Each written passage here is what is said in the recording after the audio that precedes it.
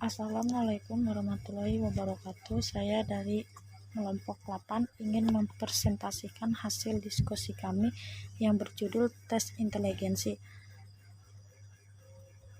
yang beranggota yang pertama Bimo Kencono, NPM 2019-01-500-231, yang kedua Hernu Ramadan 2019-01-500-194, dan yang ketiga Naomi Esther 2019-01-500-250, dan yang terakhir Windy Syariah 2019-01-500-261.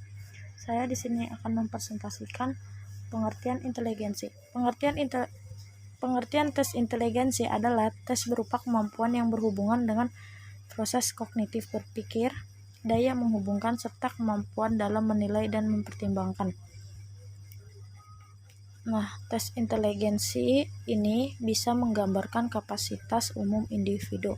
Namun, pada dasarnya, tes inteligensi bukanlah sebuah tes karena di dalamnya tidak ada pengertian lulus atau tidak.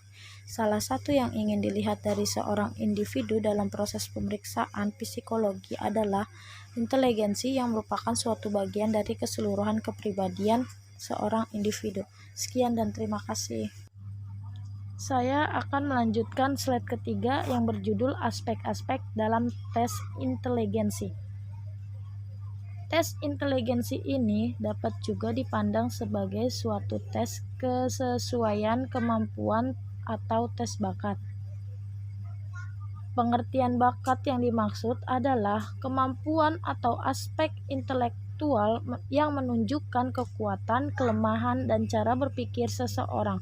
Dengan kata lain, bakat adalah cepat mudahnya individu dalam mempelajari sesuatu. Biasanya, hasil tes inteligensi sangat tergantung pada kondisi individu saat tes berlangsung. Artinya, suasana emosi, kebugaran, dan kesehatan individu harus diusahakan sebaik mungkin, sehingga hasil yang dicapai pun bisa maksimal. Sekian dan terima kasih. Assalamualaikum warahmatullahi wabarakatuh. Saya Windy Syariah, NPM 2019-01-500-261, akan melanjutkan penjelasan yang sebelumnya dijelaskan oleh teman saya, yaitu tentang aspek-aspek yang termasuk dalam tes inteligensi. Yang pertama ada inteligensi umum, yaitu taraf kecerdasan atau kemampuan individu untuk mengatasi masalah yang dihadapi atau mempelajari dan atau memecahkan hal-hal yang baru dan kompleks. Kemampuan ini meliputi kemampuan mengolah dan menganalisis data serta kemampuan berpikir wajar. Yang kedua, ada daya abstraksi, yaitu kemampuan individu dalam melihat dan menelaah suatu permasalahan dari berbagai sudut pandang yang luas. Hal ini meliputi kemampuan menganalisis untuk memahami adanya hubungan yang wajar pada suatu permasalahan dari yang konkret dan sederhana sampai persoalan-persoalan yang abstrak, rumit, dan kompleks. Yang ketiga, ada daya tangkap, yaitu kemampuan individu untuk memahami alasan-alasan yang wajar dan untuk menangkap makna dari suatu yang nyata, sehingga individu mampu memahami, mengantisipasi, dan memberikan tanggapan atau reaksi yang tepat terhadap persoalan praktis sehari-hari. Secara umum, kemampuan ini meliputi kemampuan untuk mengerti dan memahami perintah dan informasi dari lingkungan tempat individu tersebut berada. Yang keempat, ada kemampuan analitis dan sintesis, yaitu kemampuan individu untuk mengolah atau mengurai sekaligus menarik kesimpulan tentang permasalahan yang dihadapi. Dalam praktiknya, individu mampu mengenal suatu masalah, mencari, dan menghubungkan data-data dari berbagai sumber dan menggunakannya untuk memecahkan suatu masalah. Yang kelima, ada logika berpikir, yaitu kemampuan individu untuk berpikir secara teratur dan terarah, yaitu dengan wajar dan masuk akal untuk mengikuti suatu pola atau aturan tertentu. Yang keenam, ada daya kreativitas, yaitu kemampuan individu untuk menemukan dan mengemukakan pendapat atau ide-ide baru, orisinal, dan bermanfaat bagi situasi dan kondisi yang ada. Dalam tes inteligensi, terdapat beberapa subtes yang masing-masing subtes berusaha menggali aspek-aspek intelektual individu. Masing-masing subtes memberikan permasalahan yang berbeda-beda untuk diselesaikan. Sekian penjelasan dari saya, kurang lebihnya mohon maaf. Selanjutnya akan dijelaskan oleh teman saya. Wassalamualaikum warahmatullahi wabarakatuh. Ya, selanjutnya saya Bimo Kencono dengan NPM 2019-015-00231 akan menjelaskan macam-macam jenis intelijensi. Yang pertama, tes Binet. Tes Binet dipublikasikan pertama kali pada tahun 1905 di Paris, Prancis. Tes ini digunakan untuk mengukur kemampuan mental seseorang. Intelijensi digambarkan oleh Alfred Binet sebagai sesuatu yang fungsional. Komponen dalam intelijensi sendiri terdiri dari 3 hal, yaitu kemampuan untuk mengarahkan pikiran atau tindakan, kemampuan untuk mengubah arah tindakan bila tindakan tersebut telah dilaksanakan, dan kemampuan untuk mengkritik diri sendiri. Tes Binet yang digunakan di Indonesia saat ini adalah Stanford Binet Intelligence Scale for MLM, di mana tes tersebut merupakan hasil revisi ketiga dari Thurman dan Merrill pada tahun 1960. Yang kedua ada WISC, Wechsler Intelligence Scale for Children. Ada WISC adalah salah satu tes yang sering dan umum digunakan di dunia psikologi serta sering digunakan oleh para psikolog. WISC dikembangkan oleh David Wechsler yang mempublikasikannya pada tahun 1939, di mana tes ini mengukur fungsi intelektual yang lebih global. Tes intelijen WISC digunakan untuk tes intelijensi pada anak-anak usia 8-15 tahun. Tes WISC terdiri atas tes verbal dan tes performance. Tes verbal terdiri atas materi perbendaharaan kata, pengertian, informasi, hitungan, persamaan, dan rentangan kata. Sedangkan tes performance terdiri atas mengatur gambar, melengkapi gambar, rancangan balok, merakit objek, mazes, dan simbol. Selanjutnya ada WPPSI, Wechsler Preschool and Primary Scale of Intelligence. WPPSI dikembangkan oleh Wechsler. Sesuai dengan namanya, alat ini dirancang dan ditunjuk untuk anak-anak pada usia sebelum masuk sekolah atau anak-anak yang ada pada tingkat taman kanak-kanak. Perkiraan usia dimulai dari 2 tahun atau saat anak-anak mulai masuk ke taman kanak-kanak hingga umur 6 tahun saat anak-anak mulai masuk ke sekolah dasar.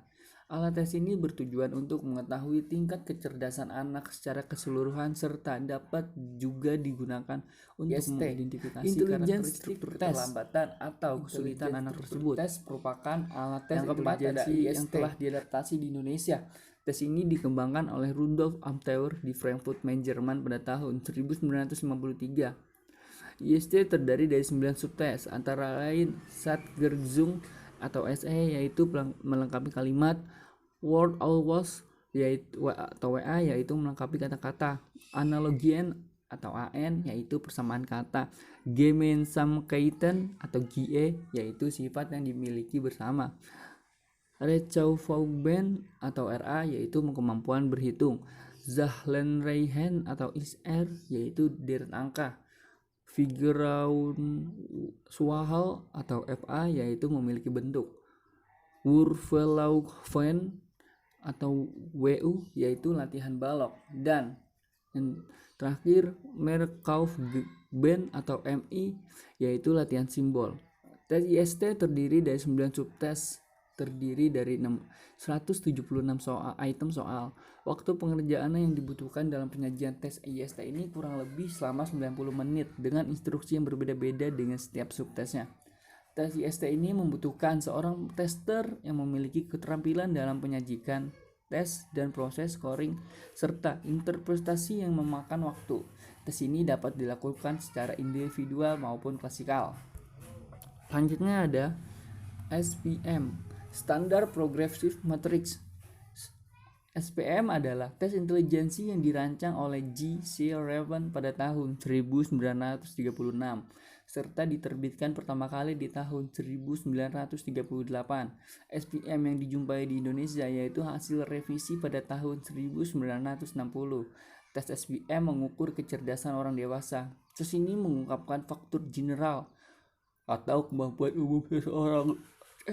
Tes SPM digunakan secara individual atau klasikal dan waktu penyajian yang dibutuhkan 30 menit. Selanjutnya ada APM, yaitu Advanced Progressive Matrix, dikembangkan oleh Raven yang merupakan tipe tes kedua dari tes yang ia kembangkan. Tes Advanced Progressive Matrix ini mengukur kinerja intelektual dari mereka yang memiliki intelijensi di atas rata-rata. Selain itu, tes ini juga mampu membedakan secara tajam antara mereka yang tergolong memiliki intelijensi unggul dari yang lainnya. Mencakup tes ini terdiri dua set, yaitu set menit pertama pemberian soal 12 soal dengan waktu pada tes 5 menit maksud, dan tes yang kedua menjelaskan prinsip-prinsip kerjanya, dan kemudian dilanjutkan ke set kedua di mana pengukuran sebenarnya dilakukan. Soal-soal pada set kedua meliputi persoalan-persoalan yang mampu menjadi alat ukur pada proses berpikir tinggi secara analitis, sehingga APM berguna untuk mendapatkan gambaran tentang laju kecepatan dan keberhasilan belajar yang mungkin dicapai seseorang di dalam suatu bidang studi. Selanjutnya akan dilanjutkan oleh teman saya. Baik, saya Hernur Ramadan. Saya akan melanjutkan materi CVIT, Culture Fair Intelligence Test. Culture Fair Intelligence Test merupakan salah satu tes inteligensi yang sering digunakan oleh psikolog dan lembaga psikologi di Indonesia. Pertama kali tes inteligensi CVIT ini dikembangkan oleh Raymond B. Cattell pada tahun 1940. Dalam proses administrasinya, tes CVIT relatif tidak memakan waktu, yaitu hanya sekitar 30 menit, sehingga tes CVIT populer digunakan kalangan praktisi. Menurut Cattell, dalam Suandi 2015, inteligensi terbagi menjadi dua komponen, yaitu fluid and crystallized intelligency. Fluid intelligency merupakan kecerdasan yang berasal dari sifat bawaan, lahir atau hereditas, sedangkan crystallized intelligency adalah kecerdasan yang sudah dipengaruhi oleh lingkungan. Misalnya, kecerdasan yang didapat melalui proses pembelajaran di sekolah. Tes ini dikembangkan sebagai tes nonverbal untuk mengukur fluid intelligency. Tes CVIT memiliki 3 jenis skala, yaitu skala 1 ditunjukkan untuk usia 4-8 tahun, skala 2 ditunjukkan untuk usia 8-13 tahun, dan skala 3 ditunjukkan untuk individu dengan kecerdasan di atas rata-rata. Skala 2 dan 3 berbentuk paralel A dan B, sehingga tes ini yang dapat digunakan untuk pengetesan kembali. Umumnya tes-tes ini dapat diberikan pada kelompok individu secara kolektif, namun terkecuali beberapa subtes dari skala 1. Skala 1 memiliki 8 subtes, namun yang benar-benar adil secara budaya hanya separuhnya. Terdapat kemiripan antara skala 2 dan 3 tes CVIT, yang membedakan hanya tingkat kesukarannya. Menjelaskan bahwa skala ini dari 4 subtes, yaitu 1. Series terdiri dari 13 item, peserta diinstruksikan untuk melanjutkan gambar secara logis dari 3 gambar yang telah disajikan sebelumnya. 2. Clarification terdiri dari 14 item. Peserta diinstruksikan untuk mencocokkan 2 gambar dari setiap seri. Kemudian pada gambar yang cocok dipasangkan bersama. 3. Matrix terdiri dari 13 item. Peserta diinstruksikan untuk menentukan mana dari 5 alternatif yang paling logis untuk melengkapi pola matriks yang telah disajikan. 4. Topologi terdiri dari 10 item. Peserta diinstruksikan untuk mencari aturan umum di mana titik ditempatkan dengan menyimpulkan aturan dan memilih gambar yang berlaku. Nah, materi selanjutnya Wechsler's Adult Intelligence Scale (WIS). Wechsler's Adult Intelligence Scale (WIS) dikembangkan oleh David Wechsler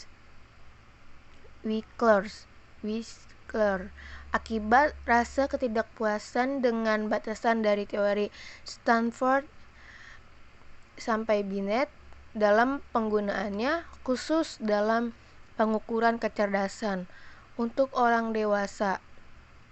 Sehingga dikembangkan tes ini, David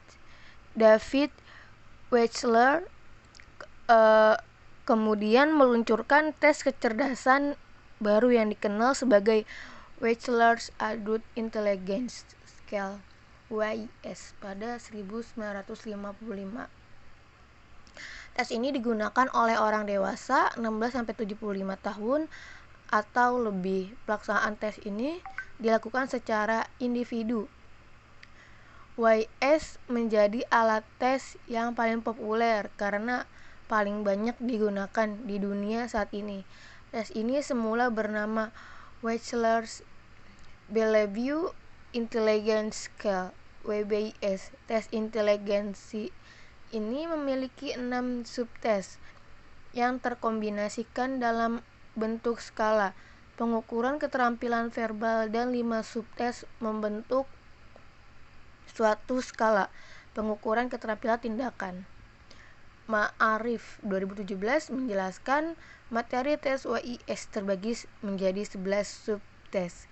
Adapun sub-subtes terbentuk terdiri dari A. Bentuk verbal 1. Informasi 2. Pemahaman 3. Hitungan 4.